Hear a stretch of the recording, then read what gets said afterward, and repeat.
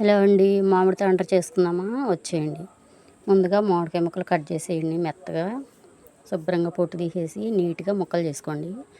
అందులో ఏం చేస్తారంటే పంచదార, బెల్లం కలిపేయండి. కలిపేసి మిక్సీ జార్లో వేసి చాలా మెత్తగా గ్రైండ్ చేయండి. ఎంత మెత్తగా అంటే చాలా సాఫ్ట్గా ఉండాలన్నమాట. జ్యూసీగా ఉండాలి. అప్పుడే మనకి పక్కాగా వస్తుందన్నమాట మామిడి తాండ్ర. నేనైతే ఎప్పుడు ఇలాగే చేస్తాను. మీరు కూడా ఒకసారి ట్రై చేయండి. అయితే మెత్తగా మిక్సీ పట్టేసేసి దాన్ని ఏం చేస్తారంటే స్టవ్ మీద పెట్టండి. ఒక 5 నిమిషాలు. ఒక 5 నిమిషాలు ఉడికించామనుకోండి, ఆ లోపల ఉన్న పచ్చివాసన అంతా పోతుందన్నమాట. అప్పుడు ఒక ప్లేట్లో కొంచెం నెయ్యి కానీ లేకపోతే ఆయిల్ కానీ ఏదో ఒకటి రాసేసి ఆ ప్లేట్లో పోసేయండి.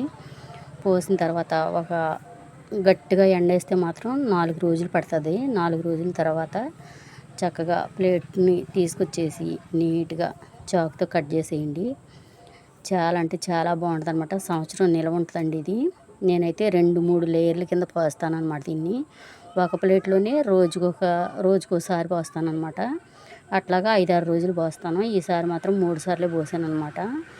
అయితే ఎండలు కూడా కొంచెం బాగా వేస్తున్నాయి కాబట్టి నాకు తొందరగానే ఎండిపోయింది. నీట్గా ఇలా చూసారా, ఇది ఎండిపోయిందనమాట. దీన్ని తీసుకొచ్చి పొద్దున్న ముక్కలు కట్ చేశాను అనమాట. మీరు కూడా ఇలా తయారు చేసుకుంటారని వీడియో చేసి పెట్టాను.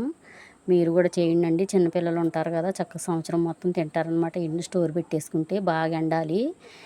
ఎలా ఉందని నచ్చితే మాత్రం లైక్ చేసి షేర్ చేసి కామెంట్ ఒకటి పెట్టండి. ఇంకా సబ్స్క్రైబ్ చేయండి. ఇలాంటి వీడియోలు నేను మీకు ఇంకా ఎన్నో చేసి చూపిస్తాను. ఎలా ఉందండి, నచ్చిందా? ఇలా మామిడికాయలు అంటే ఎలాగో తినలేము తొందరగా. ఇలా చేసుకున్నామనుకోండి, వర్షాకాలం చక్కగా నీట్గా పిల్లలు తినేస్తారనమాట శుభ్రంగా. నేనైతే ఎప్పుడు ఇలాగే చేస్తానండి. మీరు కూడా ఒకసారి ట్రై చేయండి. ట్రై చేసి ఇలాగా స్టోర్ పెట్టేసుకోండి. బయట కొనే వాటికంటే కూడా ఇవి చాలా న్యాచురల్గా చాలా టేస్టీగా ఉంటాయండి. ఓకేనా? బాయ్ అండి. ఒకసారి ట్రై చేయండి.